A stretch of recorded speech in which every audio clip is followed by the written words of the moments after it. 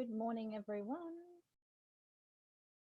Hopefully you can hear me and see me. If you can hear me and see me, can you say so in the chat box so that I know that the technology for today anyway is working, because the technology can be hit and miss for me.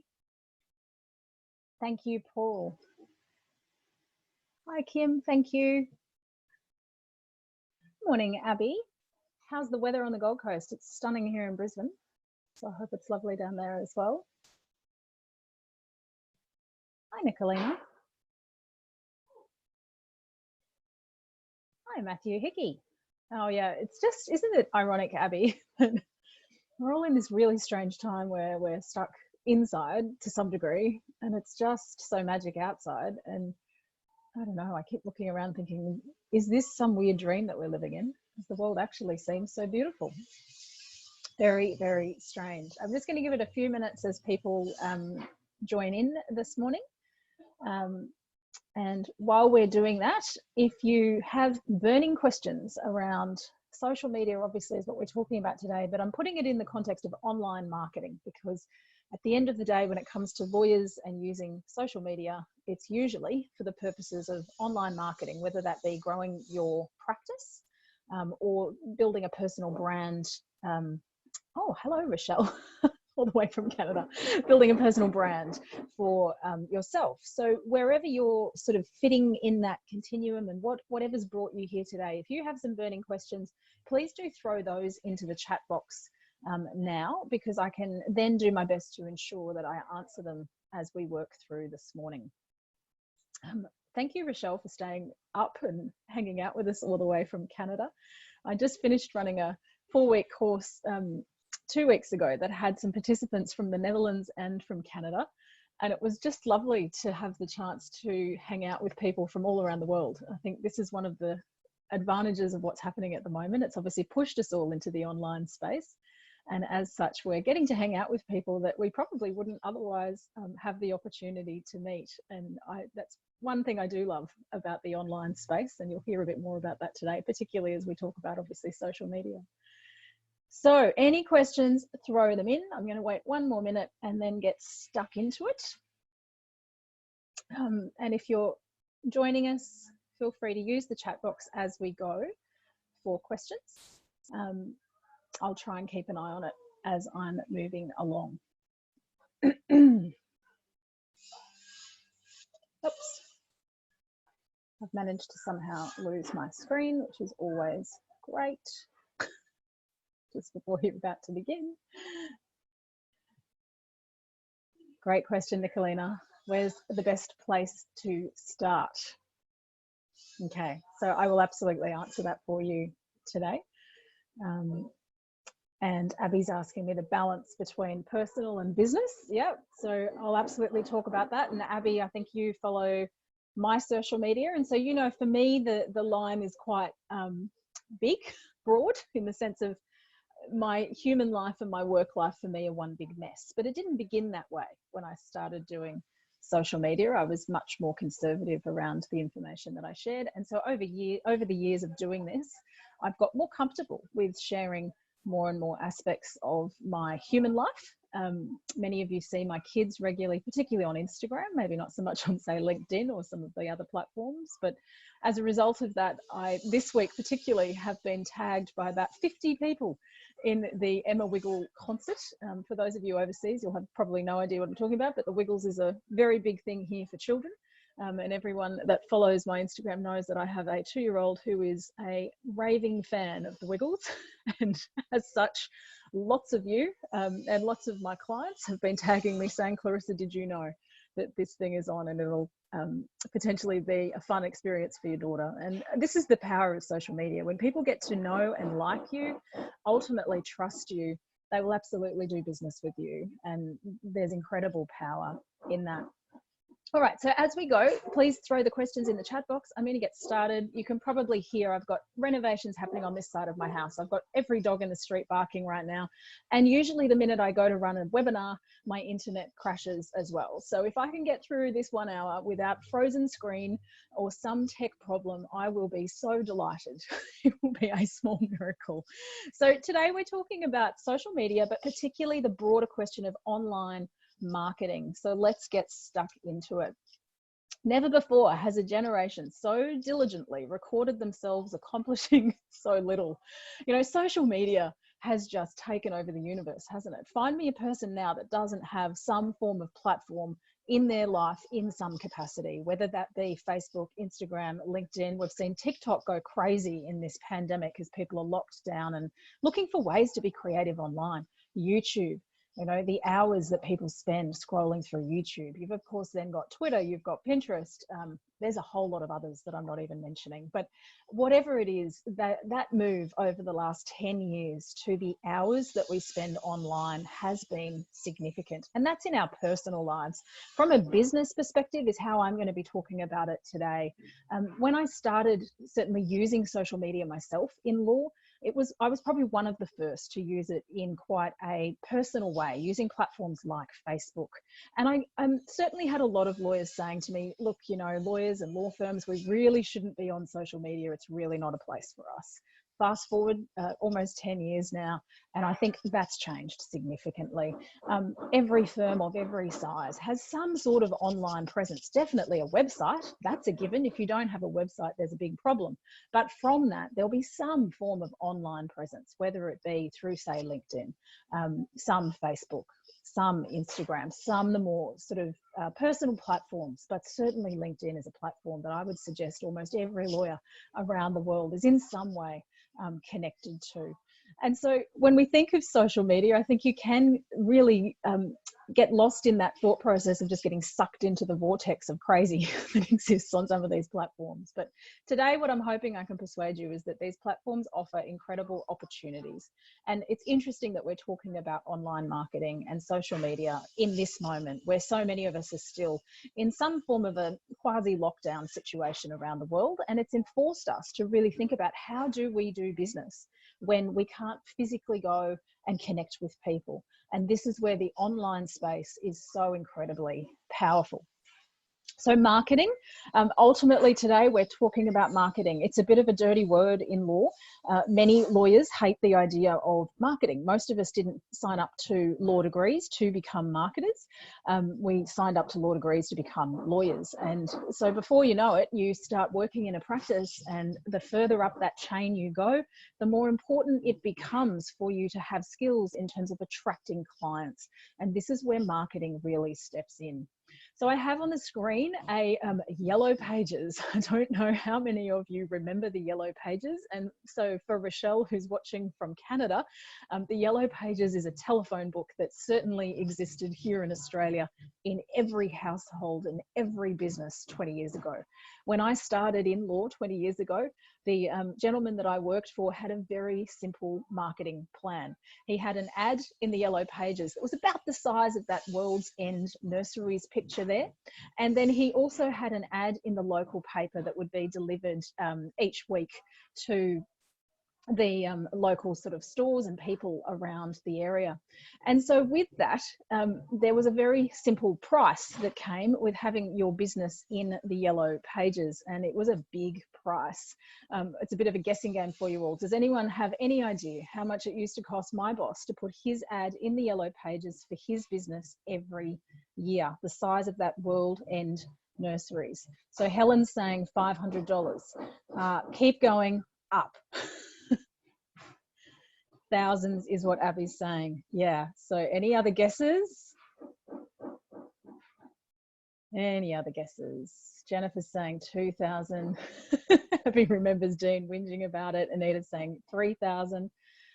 Guys, it was $16,000.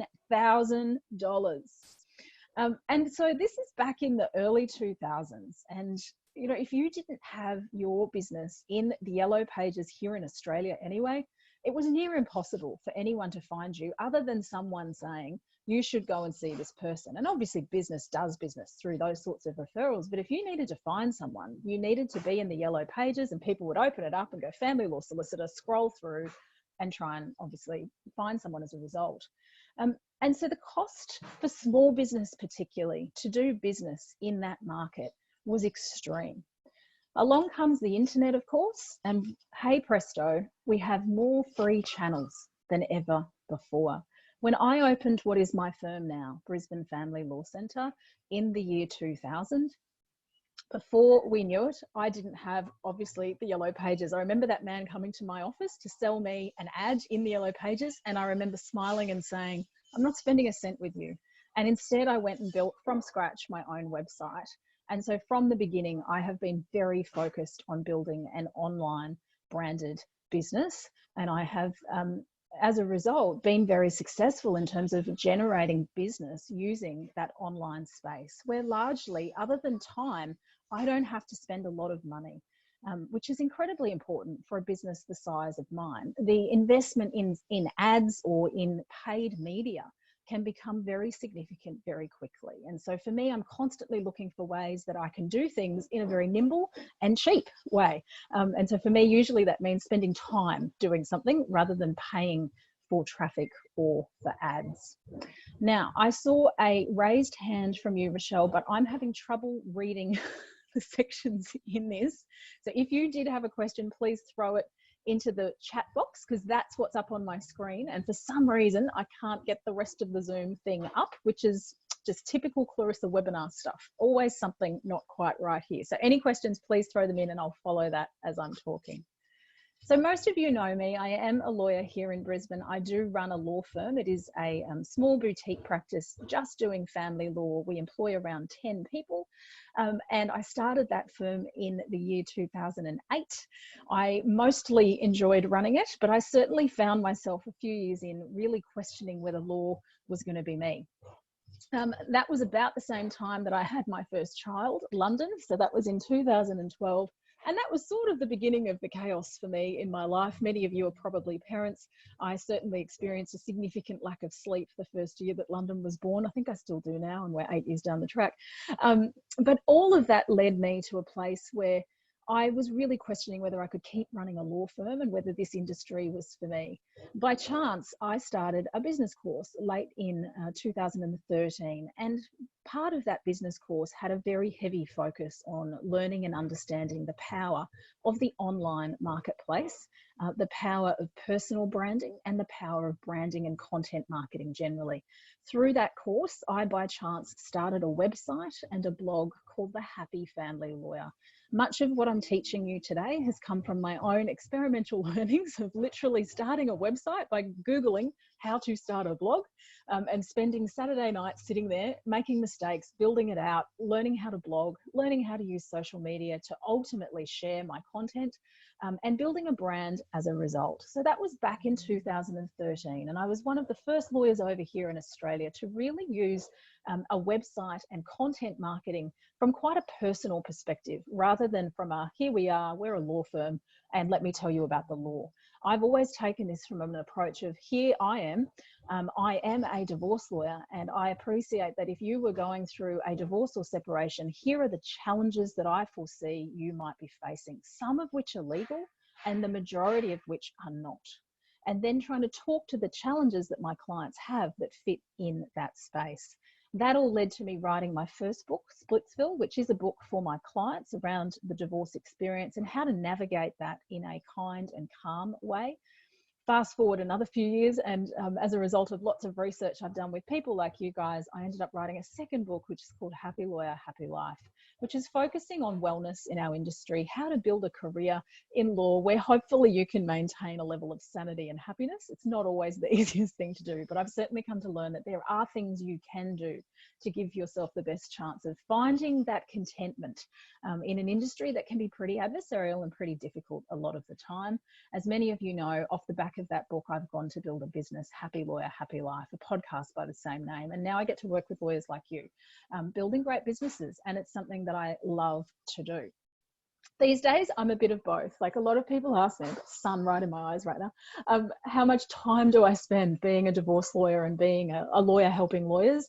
I spend most of my time being a divorce lawyer. That's the honest truth. These days, I'm very much Clarissa, the family lawyer working in my firm, but I do spend a lot of my after hours working with lawyers through my business, Happy Lawyer, Happy Life. And for me, it's the I hate the word balance, but it is having both that brings me so much joy. The opportunity to work with great people in our industry and at the same time still do the work I love with clients and just get that, I guess, mental break that comes from sort of crossing worlds has been the thing that's let me anyway stay in law. I tell you all of that to give you context to why I'm talking to you about online marketing today.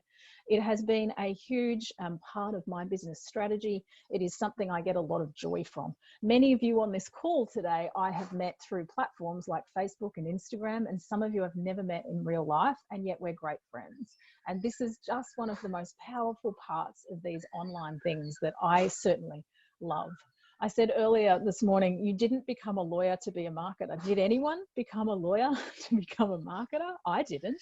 I certainly didn't study marketing at university. Some of you may have, but it's not a subject that appears for most of us in our legal studies. Jen Harris is saying definitely not. Definitely didn't become a lawyer to become a marketer. But the further up the legal chain you go, the more important it becomes to have some capacity to, as they used to call it in the olden days, be a rainmaker. And no one teaches you how to be a rainmaker, and you tend to learn it from the people above you in the firm. However they do it is what you do. And again, if we go back 20 or 30 years, the way of rainmaking was obviously all about relationships and all about direct relationships and all about hanging out with people, having coffees, having lunch, golf, something that features all the time in these sorts of conversations, golf days. I don't have time for that. I'm a parent of 2 children. I run a business, I employ 10 people, and I run a second business, and I want to have a life where I get to do my own stuff. So I don't have time to be going out every day, having coffee, having lunch, trying to build relationships to feed my business. But what I can do using the online space is communicate to thousands of people with something that might take me 10 or 15 minutes to create. And if I just do that consistently over and over again, I don't have to leave my home and I can build relationships with a really broad network. And that has been my focus as a business owner. So how can you market? Because you're a lawyer, not a marketer. Well, let's give you a few tips today. Google tells us that marketing is meeting the needs and wants of customers. It's a business-wide action. It's not something that operates alone from other business activities. Marketing is about understanding your customers, finding ways to provide products and services which customers demand. So there's a really long, complicated definition of marketing. In the Clarissa School of Marketing, we call it this. Marketing is, put simply, just sharing your enthusiasm for what you do. Whenever you have the chance, letting people know, I am Clarissa, I am a divorce lawyer, I get great joy out of the work I do, and this is why, and this is how I do it, and this is it. So whatever you are, Jen Harris, not a divorce lawyer, works in, I don't even know what I'd call what you work in, Jen, but I know you work with railways and do all sorts of really complicated stuff in that space. And obviously there's a part of what you do that you love. And it's just having that constant opportunity to share your enthusiasm for what you do, to understand the clients that you're working with and talk to them about how you can help them solve the challenges that they face. And if they're the non-legal challenges, you at least need to be able to identify them and connect them with the resources or the people that can ultimately help them with those challenges. The more holistic you can be, the better. Urban development. You'd think I'd know that, Jen, by now. It's not like I haven't known you for many years. I always just think Jen Harris, railways. Don't know why. All right. So here are your 4 key lessons when it comes to marketing. This is the only thing you need to remember. If you focus on these 4 things, you can't go wrong. Find me. People have to be able to find you. There's no point having a business if I can't find you. And how do people find you in 2020? This is one of those questions where ideally you would type the answer in the chat box. How do people find you? If you're looking for a service, if you're looking for a business, if you're looking to buy something, what do you do? I need that silent hold music. Thank you, kind people typing in. Everyone is saying Google, Google, Google, Google, Google. Yes, right? So your first piece of homework off the back of today's webinar is to go and Google yourself and see what comes up. Because if you as a human being don't come up, we immediately have a challenge. So Google yourself. And you can Google, in my case, Clarissa Rayward, family lawyer. So particularly if you've got a name like my friend Jennifer Harris, there's probably a million Jennifer Harrises around the world. But if she says Jennifer Harris, urban development lawyer, or Jennifer Harris, even just lawyer, see what comes up. Because if you don't come up, we know that immediately we've got to do something to shift that. And one of the simplest things you can do to shift that, Hannah's mentioned these platforms in her comments, is LinkedIn. LinkedIn is a superpower platform for professionals. And if you spend some energy pimping out, is what I call it, your LinkedIn platform, so that you are active on LinkedIn, so that LinkedIn thinks you exist and you're an actual person doing actual things, then you can jump on and really pull some energy from the LinkedIn platform, so that when people search you, the LinkedIn search results jump right up here. And that's important, because then as long as I can jump onto LinkedIn, find your contact details, your email, whatever it is, it'll lead me where I need to go. Point is, when we Google, we want you, not 5,000 pages that I have to scroll through, because no one has the patience to do that. If it's not there right now, we don't. We just go, well, that person mustn't exist. They can't have any credibility. Off we go. So find me is number one. Tanya, absolutely. Your slides and the replay will absolutely be available. So yeah, I get the poor internet. I've been living it for the last 6 weeks. So yes, I'll email it out to you probably tomorrow. Find me number one. Know me. So how do you get to know people? This is another one of those moments where you're going to have to chat to me in the chat box. How do you get to know people outside of online marketing? How do you get to know people in life? So Jen's saying through content, Avril's saying chatting, Hannah's saying because you share some personality, Julie's saying because you talk to them. Absolutely, guys. So all of what you're saying is completely correct. You get to know people by sharing experience, by talking to people, by learning about them. And through getting to know someone, you'll often start to like them. The minute you've got some shared experience, you can immediately go, hey, that's really interesting. That person likes that and I like that. That person has children and I have children. That person has grown up in the UK and I grew up in the UK. And all of a sudden there's these commonalities and connections that enable you to start to like someone. And through that, you start to form trust. So this 4 tenements of marketing is the basic sort of thing that you're going to use when you're thinking about, how do I go out there and use social media? How do I go out there and build online? People need to find you. So right now we need to focus on website, LinkedIn, profile, making sure we exist. And then over time, through the content that we're sharing, we want to enable people to get to know us. Now, not in an intimate, inappropriate way, in a professional but personal way. Sharing enough of your thoughts about life, about your lived experiences, that people can genuinely see some authenticity and form a connection that enables them to like you and trust you. If as a lawyer, you spend your time sharing the latest complicated case outline about the latest complicated case, you'll probably form relationships with lawyers in your space who'll appreciate that intellectual stimulation and debate, but you're unlikely to form relationships with your clients, because most clients are not going to read about the most important recent case of whatever from wherever. What they care about is the problem that they have and how you can solve it and how they feel in that experience. And so your job in this social and online space is to move away from your colleagues and focus on your client. Focus on who you're trying to build those relationships with and really get to know that person and really work out how you can solve their problems.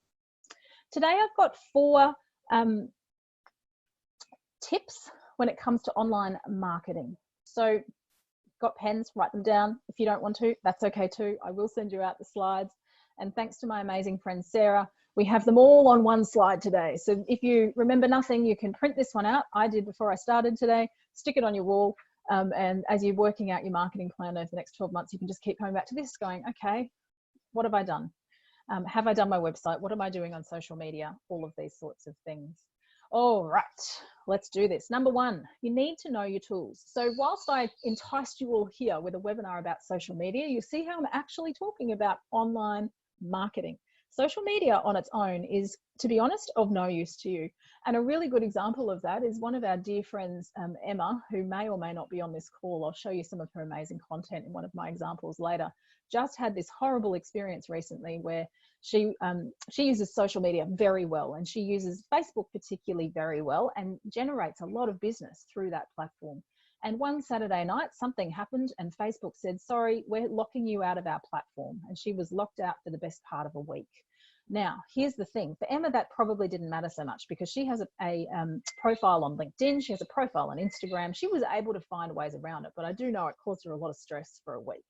We don't own Facebook, LinkedIn, Instagram, YouTube, any of these platforms. And in any minute, they can change how they operate. And if you're wholly reliant upon one platform, your business can disappear in the face of an evening.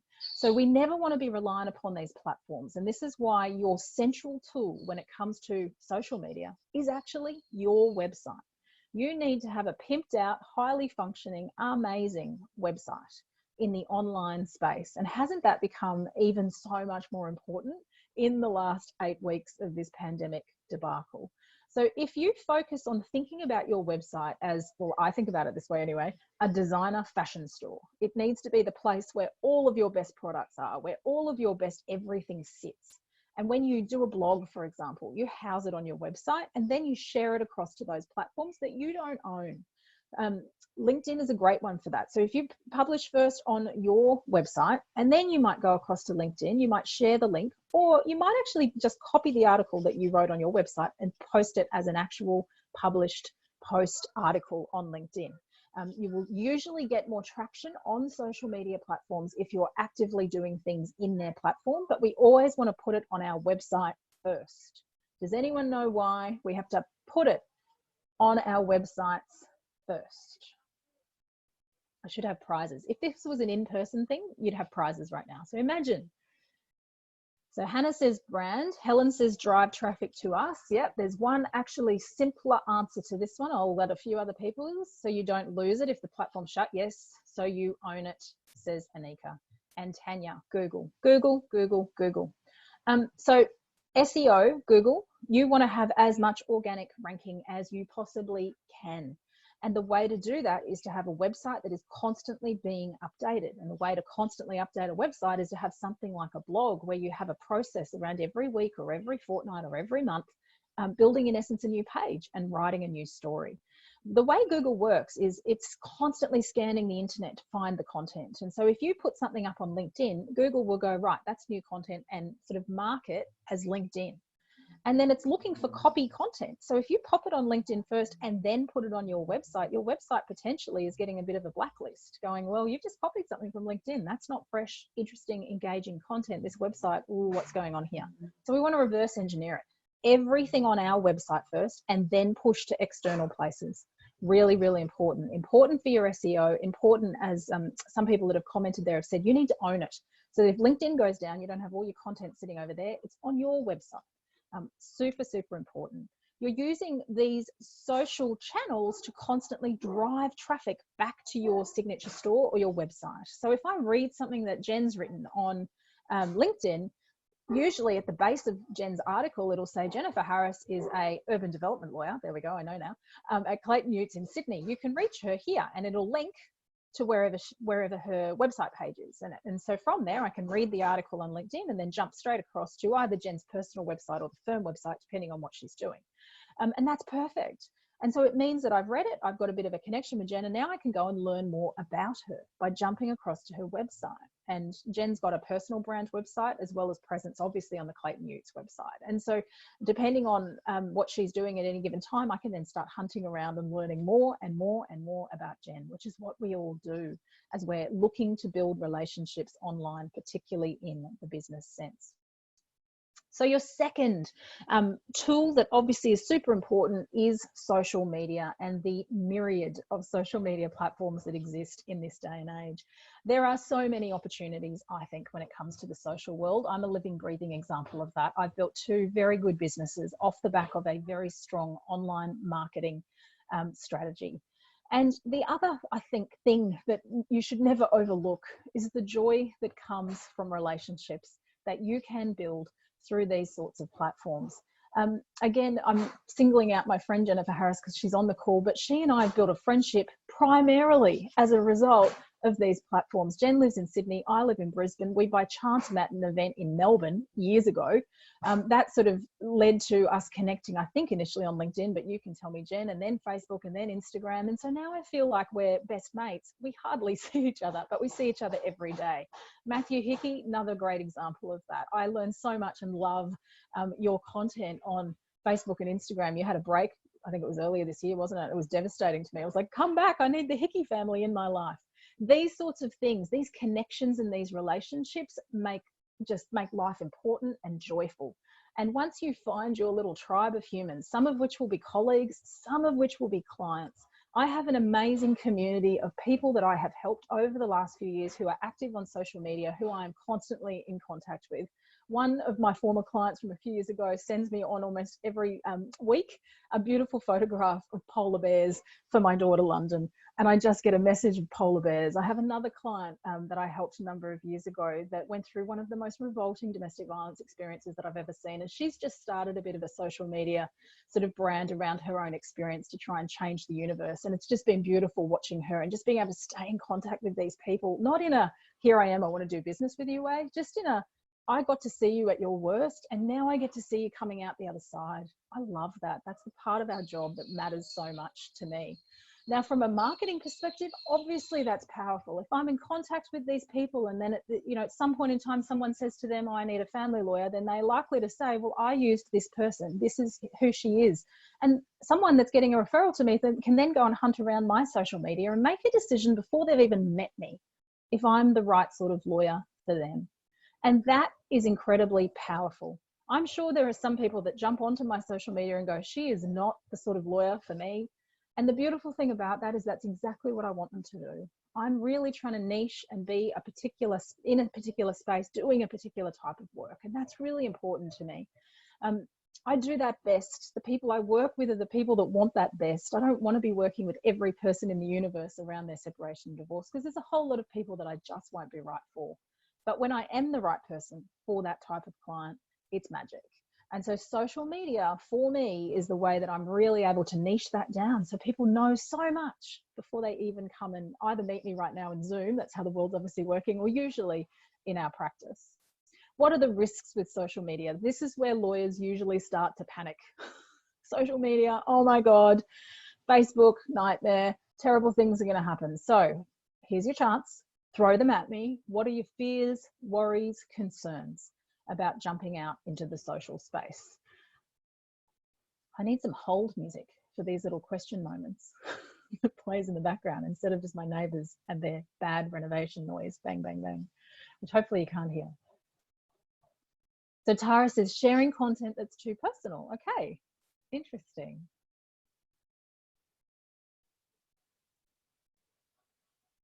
Sorry, Tara, I'm waiting to see what else others write and I'll sort of deal with them all at once. So the time investment and return. So Hannah, I think what you're saying there is you're worried about spending a lot of time and where's the return? Having personal content being used against you. Looking silly, yeah, perfectly valid. Confident I look silly most of the time though. Judgment from other practitioners. Oh, there's none of that in law, Matthew Hickey. Perfectly open and accepting community of amazing people. Constant judgment. But isn't that life too? Not appearing professional, yeah. Damaging brand, content being stolen. Yeah, that's fun. That happens all the time, Anna. Yeah, and inadvertently overstepping those lines. Okay, and the legal advice thing, yeah, like where's that line? People are asking me questions. Ooh, what can I and can't I do? Right, all of these things are completely valid and regular and honest concerns that you will have to navigate if you're going to start using a online strategy. But here's the thing, many of you are talking there about judgment from others. So here's the world we live in, friends. You will be judged by others no matter what you do. If you think that by not being on Facebook you're free from judgment, then you are completely wrong. You are completely being judged as you walk down the street, as you pick up the phone, as you do whatever you do. Now, for most of the humans in the universe, that judgment lasts about 2 seconds and they move on to the next thing. But we as human beings spend so much of our time worrying about the opinion of others. It's very much built into our psychological makeup. I think what I would say to you all is just start. And certainly for me in 2013, I was much more conservative with how I approached social media than I am now in 2020, because I've had years of opportunity to test and measure and test and measure and see what people are comfortable with, see what I'm comfortable with. So if you don't want to share personal information, if you don't want to share images of your family or your children, you absolutely don't have to. You can still tell stories about being a parent if that's relevant to your workplace or what you do or what you want to do, without having a big photo of here's my 5-year-old. You can have a photo of some shoes. You can find different ways to tell the narrative without ultimately sharing things that just are too personal. I think it is really important, though, to be sharing something interesting and human in the online space. If all you're doing is going out doing, for example, case outlines about the latest decision, and just keeping it all very beige, as I like to call it, you are going to waste your time, which was one of Hannah's comments, like time and return. You're going to have to find a way to stand out in the marketplace and to be known for something. And so just being bland is never going to achieve that. You will have to find your little happy medium. The biggest risk, I think, for lawyers is getting tied up in the antagonistic debate, the difficult people, the random troll that comes along, often a former colleague or someone that just decides that they disagree with your opinion about something. And so I have a few sort of basic principles when it comes to managing risk in the social media space. So the first is this: if someone was to comment or say something on any of my platforms that was destructive, unnecessary, just unnecessary, I don't have a debate with them. I hit a simple button called delete. I am deeply uninterested in having some intellectual or stupid, obtuse debate on a Facebook platform about anything. So all I do is just go delete, move on. And I have to say to you, in my 7 years of doing that, I've actually really never had anyone attack from a collegiate or that sort of perspective in an open way, probably happening behind my back, but that's fine. I don't really care. I sometimes find just random people that have had a poor experience with the family law system will take the opportunity on something that I've written to have a momentary vent and tell the world how horrible family lawyers are.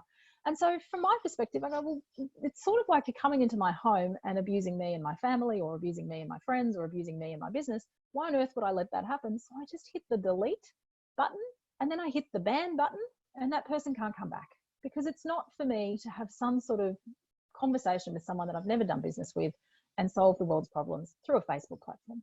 I've probably had to do that 5 times in my 7 years. So it's not something that's happening on a day-to-day basis. And I think this is where you need to keep the risks in context and perspective, because more often than not, many of you on this call are people that I chat with on a daily basis on these platforms. And again, it's from a positive and helpful place.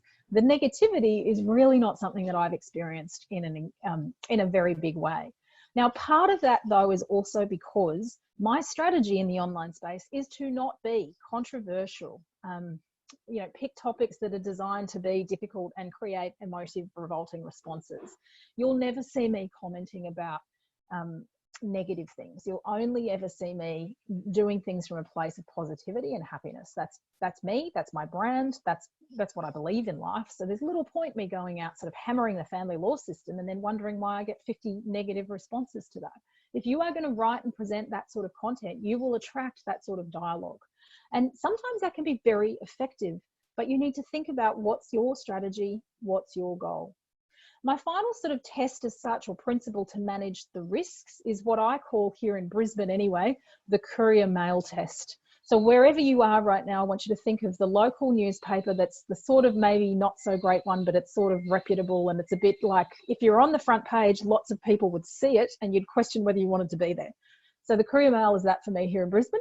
So I always ask myself, if this post that I'm doing on Instagram, if this image I'm doing on Facebook, if this story I'm publishing on LinkedIn was on the front page of the courier mail, how would I feel about that? And the answer should be, I wouldn't care. If the answer is, ooh, I'd be a bit anxious about that, then I'm crossed into a space where probably I'm stepping over an ethical line. I'm stepping into a space that's just not where we should be in the online space. If you focus on attracting and talking to the ideal clients that you want to do business with and solving their problems and sharing your lived experiences along the way, the chance of you finding yourself in trouble if you're staying in that positive space really starts to step away. If you are starting to find yourself dealing with some silly people, I must say, did have one experience of a colleague who is a bit tricky at times on LinkedIn, doing some not so helpful things. I just disconnected from them. That simple. Wouldn't do that in my human life. Why would I do it on LinkedIn? Just disconnect, move on. And try and focus on the good things, not the bad things. The one person that's challenging out of, I've got a 20,000 person following. I think I'll focus on the 20,000 and not the one. So I hope that helps with the risks. Feel free to throw some more questions at me on that topic as we keep going. Let's talk a little bit about the social media platforms. So I love this image as a way, this is not my idea, let me be really clear. I have no idea whose idea this was, but it circulates a lot in the social media space. And I think it's a beautiful way of trying to understand the differences between some of these platforms. So Twitter as a platform is something that's really powerful, certainly in the UK and America. It's probably not used quite as much in Australia as it is in particularly America. And you would see that, say, with Donald Trump, who lives his life through Twitter. But Twitter is a great platform for connecting with professionals who particularly have a bit of profile and are all around the world. But it's incredibly quick. You've got a very short space, although Twitter over the last few years has let you tweet longer tweets, but it used to be a very short thing. Twitter, the idea of tweet is the sound of a bird, so it was meant to be quick, fast, short. And the lifetime of a tweet is like tweet, move on, tweet, move on. It's not something that's going to sit there and generate you business for the next 6 years. Like, it's like fast, fast, fast. Twitter is super helpful at events. So you'll often see, let's say here in Queensland, the Queensland Law Society will have a hashtag for an event. So let's take the QLS Symposium. And so throughout the course of that 3-day event, people that use Twitter will be on Twitter and they'll be tweeting, you know, I just saw Matthew Hickey speak about this, and they'll have a picture of Matthew and they'll use the hashtag. And it means that if I'm at that event, I can follow the hashtag and I can connect with all of the people at the event. And that is really powerful in terms of building your professional connections, particularly. I certainly am on Twitter. I do use Twitter, but not as much as I use platforms like, say, Facebook, Instagram, LinkedIn. But it has been very powerful for me to build international relationships with other lawyers that are in either my space or in the space generally that I respect. And that's been really helpful for those sorts of relationships. Instagram, many of you would know, is a platform that came around probably 10 years ago now almost. And it began as a photographer's platform. It was a creatives platform. And one of the most beautiful things about Instagram is it's maintained its connection to where it began. It is still a creative, beautiful photography platform. It, for me right now, is my favorite platform. I love that I can just scroll through Instagram and just be submerged in pretty images, and I don't have to think about it. And it's not like Facebook where there's just stuff happening everywhere. Usually Instagram as well is quite a positive platform, which is another reason why I quite like being on that platform. But it is all about images. You're not going to have any luck on Instagram if you're not into images. So if you're going to use that platform, you're going to have to connect with some form of imagery, really important. And of course, now on Instagram, you've got things like Instagram stories, which is that more live, real background feed. Many of you know I try and use Instagram stories on a daily basis. It depends what's happening in my life. And I get a lot of connection through Instagram stories, sharing my stupid fashion for the day. Silly stuff, but you're getting a little bit of an insight into Clarissa's human life. And we appreciate that. We appreciate going, oh, she's like me. She's got 4 kids hanging off her. Shoes are half on. She managed to put some good pants on. I did my hair today. That's the first time in weeks. Like that sort of just human connection that comes from these very quick, real video platforms is really powerful. TikTok's been, I think, a bit the same. In that sense, not on my list, as you can see, because this list was created before TikTok existed. Facebook, really powerful platform. It's not dead. It is a very powerful business platform. There are very few people in the universe that aren't on Facebook that we would do business with, probably the younger generation, but most of us are not doing business with the 25 and under year olds.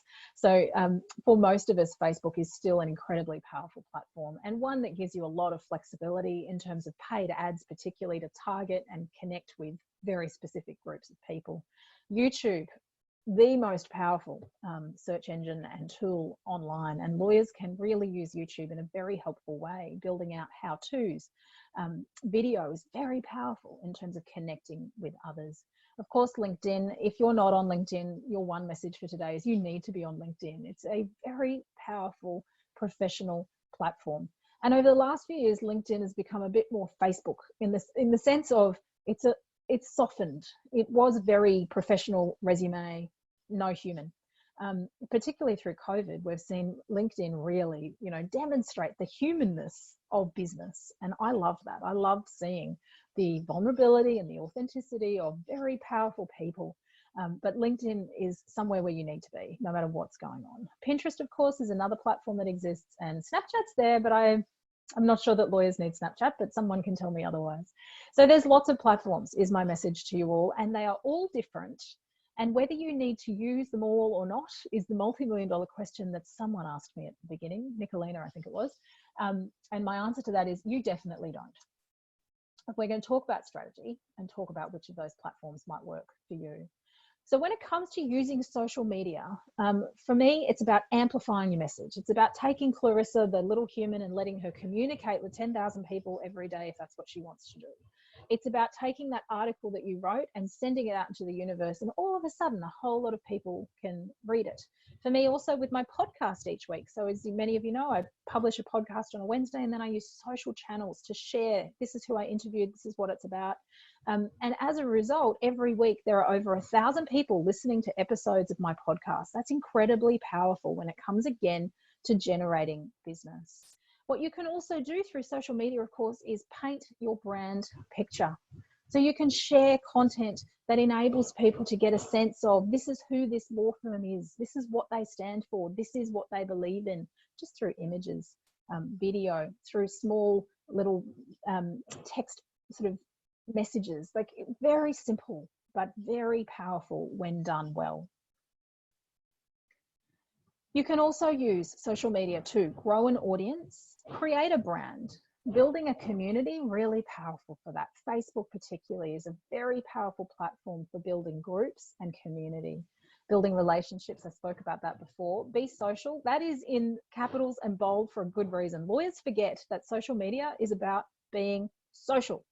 You can't just go onto social media and just go, here I am, buy this thing. Here I am, buy this thing. Here I am, buy this thing. Here I am, read this thing. Here I am, I wrote this thing. Like, you need to actually communicate with others. You need to go on and say, hey, that's great, that thing that you did. Oh, that's really interesting. Can you tell me more about that? Oh, I really enjoyed that article. You actually need to be social, essential. And through all of that activity, your goal is to drive people back to that amazing signature website that you've built, where you've got all of the things that they will need to be able to do business with you. So when it comes to picking a platform, I would say pick one, just one. And which one? Two things. Where your clients are, that's really important. If your strategy and goal in using social media is to build connections with clients, and you need to think about which platforms your clients may or may not be on. The other test I'd use, though, as picking my one, is which platforms do I use already in my human life that I feel comfortable with? And if there's one that you're already comfortable with, then that's a good place to start and experiment, because you're not having to sort of manage a whole new platform. For me, when I started back in 2013, I started with Facebook. And I sort of worked out Facebook. It probably spent almost 2 years just doing Facebook. And then I added LinkedIn and Instagram. I had Twitter sort of fluffing around in the back. It's never been a massive focus of mine. I've, over the last few years, added YouTube. So it's just been like one at a time. And I try and nail one and then add the next one and the next one, because every platform is different. And the type of content that you would share on, say, Instagram is quite different to the content that you might share on, say, LinkedIn. So you do want to have a think about where you want to start, but pick one. Don't sign up to 50, because it's just, you won't have time, you won't have the energy, and you'll start and go, this isn't working, and come off. Social media is a long game. It's not, I get to do something on Wednesday and I'm in business on Thursday. This is like content marketing. So we just build and build and build and build. And there'll be like a tipping point where if you've built and built and built, suddenly you'll feel that attraction marketing, that the people are coming to you, but it's not going to happen in a week. You need a process and a strategy where every week or fortnight you're doing something that is going out into the universe to attract those people, building it up. Because once it's there, it's like evergreen content that just keeps feeding people back to you. You need to be authentic, consistent, mindful with how you construct your social media. Really, really important. So better to spend time building something that is signature and high value than to spend 5 days sharing other people's cat memes. Like, that time has passed. So if you think about the strategy that you're going to have and you think about the platform that you're going to use, you then want to think about what's the content that I want to share. Do I enjoy writing? Do I want to do a podcast? Do I just want to do images, but this is the message and the campaign behind those images? Like, what is it that I like to do? What is it that my clients are likely to receive? And be very mindful and considered about how you do that. Tip number 2. Start with the end in mind. So coming off this conversation now around mindful construction and strategy, think about your personal and business goals. So if in your law firm, your goal is to increase clients, then that's your social media strategy. That's your online marketing strategy. Everything connects back to that. If it's about building a personal relationship, so we've got a few barristers on the call, your clients are solicitors. You know, again, you'd be using online platforms to build relationships with people like me. So it's coming back and going, well, what problems does Clarissa have and how can I help her solve them? And so it's just communicating in that same way, but getting really clear on who's my ideal client. I think for barristers, you can share more of that intellectual understanding of complex thing type content, not all the time, but that is super helpful for the solicitors. So when your client is a lawyer, then absolutely your content can be that lawyerly content. But when your client is a layperson, as it is for most of us solicitors, avoid the high level legal content all the time. That's helpful in terms of positioning yourself as an expert in your space. So occasionally, absolutely, but not a weekly thing. The weekly thing needs to be breaking that high level content down into digestible parts that the average client who's coming to you with that problem can completely understand. They don't care about the case, they don't care about the decision, they care about how that impacts on me. So taking that complex stuff, making it simple, there's a real art in that. And that's what you want to be doing on social media. I wanted to just try and show you an example of someone that I think is doing this so well at the moment. So I'm just going to try and do a quick screen share onto my own Facebook, and hopefully you can all see this. This is a group of colleagues of ours down on the Gold Coast here in Queensland, BGM family lawyers, Dan and Orlena and Kate. They're friends of mine and they just nail social media all the time. And this week, I'm going to see if I can get this video to play. It probably won't now that I'm, okay, watch again. Oh.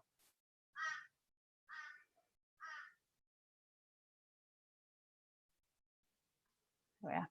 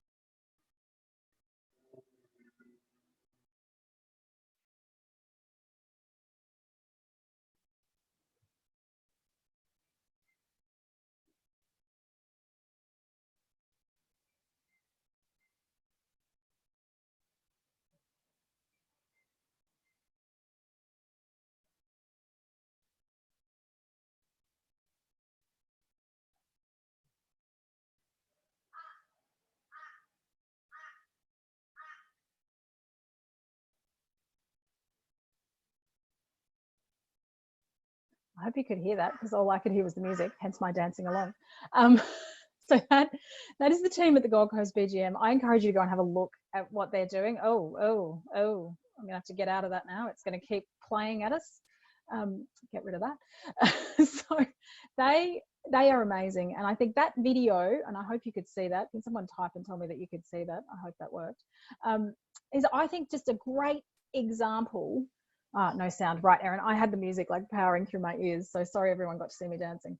Go and have a look at their Facebook page. That video for me is just such a great example of using Facebook, a platform that is for friends, for family, for connections in a very human way by a law firm, and sharing a little bit of obviously their human and their humor, but in a way too that is really just identifying, we get where you're at, clients. You know, family law, very human area of law. So an example of something that's going on here in Queensland that I think is just clever. Let's keep going. As always, I'm going to run out of time, standard Clarissa. Really important tip number 3, to know your audience. So when you're using social media and online marketing, who are you talking to? There should be almost like a photograph on the top of your computer where, as you're writing or reading or doing a video or whatever it is, you're thinking to yourself, this is for this person. Because that's how you'll ultimately get the best cut through and the connection. If you're very clear about your audience, or as we would say, your ideal client. You've got to talk to the problems that that person has. And you've got to remember as lawyers that the problems that our clients have are very rarely in their mind legal problems. The impact of a dispute between two business owners is not the legal challenge of the dispute, it's the impact that it has financially, mental health, what it means for their home, what it means for their marriage, all of these other things. They're the problems that that person's having, that sense of conflict. Sure, you might solve the problem through some sort of partnership issue or whatever it is legally up here, but the human stuff is what people will be interested in and what they will read or connect with if you're using online marketing. So you could have an audience that is clients. You could have an audience that is partners. In this context, when I use the word partners, I mean other businesses that you want to build relationships with that might have the same type of client as you, but you're not competing. So for example, in my space of family law, partners that I might be looking to connect with might be accounting firms or financial planners or counselors, people that deal with people going through relationship breakdown, but they're not lawyers. And so we've got the same sorts of clients. So if I'm going out with an online strategy to connect with partners, I've got to solve the problem of those partners, not necessarily of their clients. You might be trying to build a relationship and your audience is with colleagues. So we spoke before about how can barristers use social media? Well, very much to build relationships with colleagues. Their business comes that way. And so you also might be just trying to build a bit more of a brand as being an expert in your space. And so it's important to have relationships with colleagues for referrals, for opportunities to present your knowledge at events, like all of these different things. So just thinking all the time about who is my audience? Who am I trying to connect with this? Employees. I can't underestimate the value of social media branding when it comes to hiring.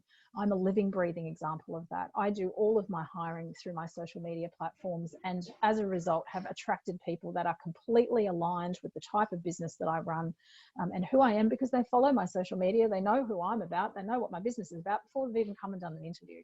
And it's just made all of that so powerful. So you can use your platforms when it comes to building your team to find people that are going to be brand aligned. And tip number 4 for this morning is content is king. If you're doing an online marketing strategy, you've got to have content, and it's past, gone are the days of, you know, snappy photos and away I go. Like, you need to think. Content needs to be high value. We are impatient people. We are uninterested in just fluff. There needs to be something high value. I would prefer that you had a strategy that involved one signature piece of great content and nothing else than just fluffy stuff every week on Facebook. Like, put your energy into building something great. A bit like that video that I just showed you from BGM. You know, they've invested in that. They do video and they do infographics regularly. They have obviously a designer that's employed to do that for them, and it's super powerful. So you really have to think about, what is the content strategy that I'm going to do? Is it writing? Is it images? Is it video? Is it audio? Like, there's no right or wrong, but pick something. Be anything. Don't be beige. I said this earlier today. You can't be beige. I'm really sorry. Now, it also doesn't mean you have to be rainbow like I am, but you've got to be something. So you've got to stand out somehow, or this will become a wasted activity. To successfully market anything in our online connected world, you have to be authentic. So you just got to be you, which is actually the easiest person in the universe to be, because you are you. The thing that will stop you from being you is all of those comments that I saw pop up before when we were speaking about the risks, which really come back to our own fears of judgment. And I go back to what I said before, you're going to be judged anyway. So you may as well go out there and do something you're proud of and be judged for that. Just be judged, because that's the world we live in. I'm sure I'm getting judged every 2 seconds. You're all doing it right now. I can spend my life worrying about that, or I can spend my life getting on, doing what I enjoy doing with people that I enjoy doing it with. And that's certainly been my experience in the online space. Never forget that no one is youer than you. And that's your superpower when it comes to this online space. If you just focus on sharing and being you, what that means in your business, what that means in our industry, that of itself will be incredibly powerful and be the thing that makes you not beige. What does your brand stand for? That's a really important thing to know in the context of this sort of work. Very, very, very important to be clear about who am I, what's our business, what do we stand for. That is really important for me in my firm, in obviously having still stupidly called myself the happy family lawyer. If I was out there being negative, criticizing others, bringing people down, I've got a massive brand problem. It's not who I am, so why on earth would I do it? So be super clear about the brand that you're running. Now, Andrea, you've just asked me a question. Can I talk about managing time for marketing, when to do it, outsourcing? Yeah. You're going to need to spend time to do this well. You're going to need a process and you're going to need a system. And you've got choices. How much do you do yourself? How much do you outsource? There's no right or wrong. But again, I would just spend the time thinking about it, Andrea, going, what do I enjoy doing? What are my strengths? Do I enjoy social media? No, I don't. Well, I'm going to outsource it. But I'm going to create and think about the campaigns. I never loved the idea of outsourcing without being involved. So being really clear about what you're trying to achieve. And then when you're outsourcing, be a big part of that so that you're really clear about why something's happening and what's going on. If it came to, for example, deciding to do a Facebook campaign involving lots of Facebook ads, then absolutely I would outsource that, because that's super complex. And there are experts that know that space far better than we lawyers do. So coming back, working out what is your strategy? Why am I using online marketing? To build my business, to build a brand, to connect with more clients, to connect with more lawyers? Like, what is it that you're doing? Work that out first, and then you can have a think about, well, which pieces do I want to do? Which pieces do I want to outsource? Do I want to hire a copywriter because I don't really want to be blogging? There's no right or wrong. Just think it all through.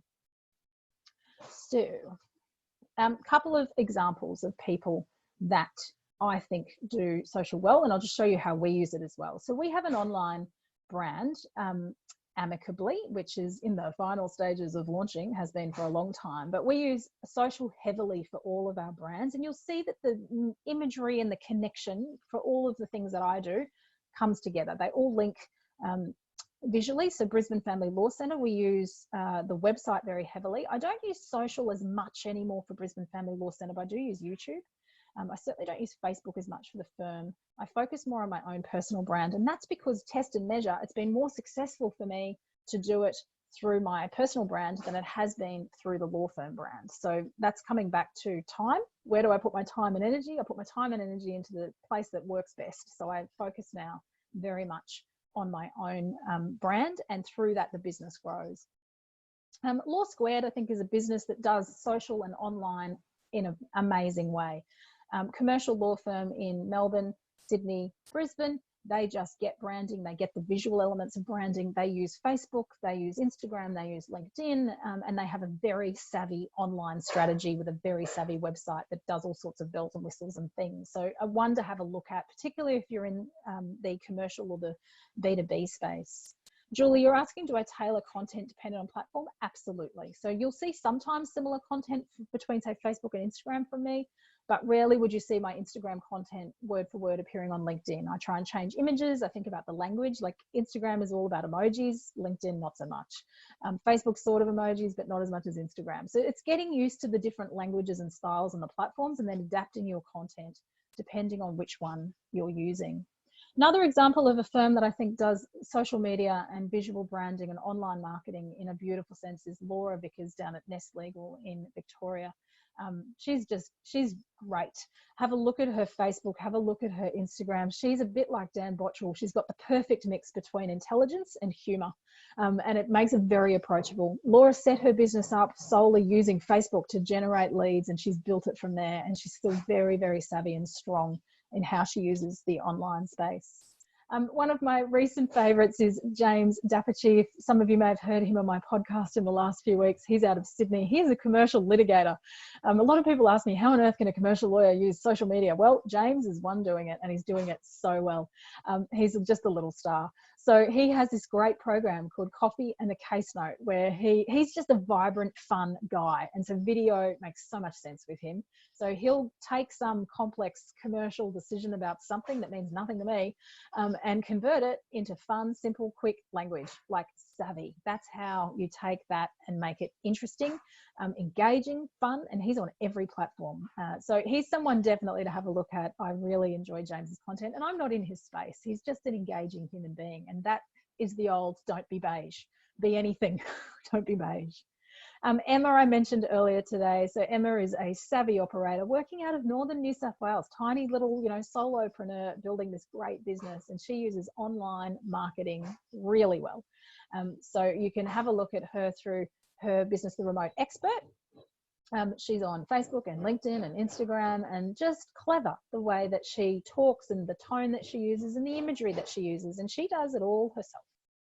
And another one of my favorites is Nikki Grummett. Nikki is out at Goondiwindi. I always love saying Goondiwindi, regional Queensland, yeah? Another savvy operator. She gets her ideal clients, and you can see her tagline in that slide. I help rad boss ladies get their wills done for peace of mind. Nikki just helped my family with our wills because her branding is me. She's talking to people like me. I help rad boss ladies. I was like, oh, that's so me. Let's go there. Clearly has gone, this is the niche I work best with. Now, she runs a little firm out of a regional town in Queensland, but she's servicing people everywhere because she's got really clear on her ideal client. People don't mind where she is. It's about, oh, you're like me, you get me. It's that connection again that comes in part through her online strategy. So let's recap. 5 more minutes, I promise, for anyone that needs to get off this call. You've got to know your tools. And website is primary tool. Social media, secondary tool. You've got to start with the end in mind. So you really do need a strategy. What's my goal here? And then work back. Don't just start doing stuff on Facebook hoping that it's going to turn into magic. Like, we need to be purposeful and we need a strategy. We've got to know who our audience is. Is it our clients? Is it partners? Is it colleagues? Is it employees? Like, who am I actually trying to communicate with as I jump onto these online platforms? That might change post to post, which is entirely okay. But just be clear each time you're using something, who am I trying to talk to? And content is king. Less is more, people. Spend your time building great things rather than lots of things. So one signature thing that you use, that you build everything around, will be far more powerful than just lots of stuff for the sake of stuff. And pick that thing dependent upon your own skills, your own strengths, what you enjoy doing. A bit of a final checklist here. What does Google say about you and your firm? Go and have a think about that after today. Literally Google yourself, Google your firm, see what comes up. Pimp that online profile. So starting with your website, like making sure that your website is a true representation of who you are. Play with LinkedIn in the professional space. If nothing else, if you do LinkedIn, that of itself will make a difference. Don't forget the courier mail test, or insert whichever newspaper it is for you in your local area, and just use that as your test all the time. If this thing was on the front page of some prominent media publication, would it make any difference to my life? Yes, no. No, great, move on. Have some fun. The online space is here to stay. The days of lawyers don't need to be here has passed. Be kind, be genuine, considered, and don't forget that to be social, you actually have to be social. You can't just go out there going, sell, sell, sell, here I am, here I am. You actually have to talk to other people, communicate with them, build relationships with them, and just have a go. This is not, preparing for the world's most complex legal trial. This should be the moments in your day where you get to have a bit of joy. So have some fun, have a go. If you post something and you later on think, what on earth was I doing? There's a beautiful thing called the delete button.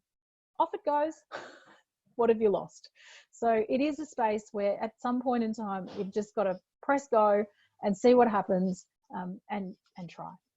Don't say anything online that you wouldn't want plastered on a billboard with your face on it. Have a think about that. It's a really important thing to think about. So finally, guys, before I let you all go, and if there are any questions, now is the time to throw them in that chat box. I am, as you know, running a series of courses at the moment, and the first one, unsurprisingly, is on social media starting next week. So it's a 4-week online course where some of what we've spoken about today, we're really going to deep dive into and help you build out a campaign and a strategy and get better on these platforms. So I would love you to join me if you would like to. You can find all of the information about any of the programs that I'm running over the coming weeks on my website, happylife.com/workshops. But of course, you don't have to join. But if you're interested in learning more, that's the place to go. I would love now to hear from you 3 things, even 1 thing, that you are going to take away to do off the back of our conversation this morning. And as I just said, this is your last sort of opportunity to throw any questions at me that you might have. So Helen, you're doing website. Yeah, I'm redoing the Brisbane Family Law Centre website at the moment, Helen. It's in desperate need of a revamp, and it takes some time. Great. So we're doing some pimping, we're playing on LinkedIn, we're Googling and doing some research, putting all the content on our website, sorting out Google My Business, yes. Getting a plan, good idea, Julie. Lovely. So many things that people are doing. Thank you so much, everyone, for staying online for an hour this morning. I hope everyone is okay. It's clearly a pretty upside down time in the universe right now. So look after yourselves. Yeah, Jen, I think sometimes you have to just withdraw from online too when life is a bit upside down. That's entirely okay. It's a beautiful thing about this stuff though. You can come off and come on. You can pick your energy when you need to. Have a great day. Enjoy your social media. Reach out if you have any questions. Look after yourselves and see ya. Thanks so much, everybody.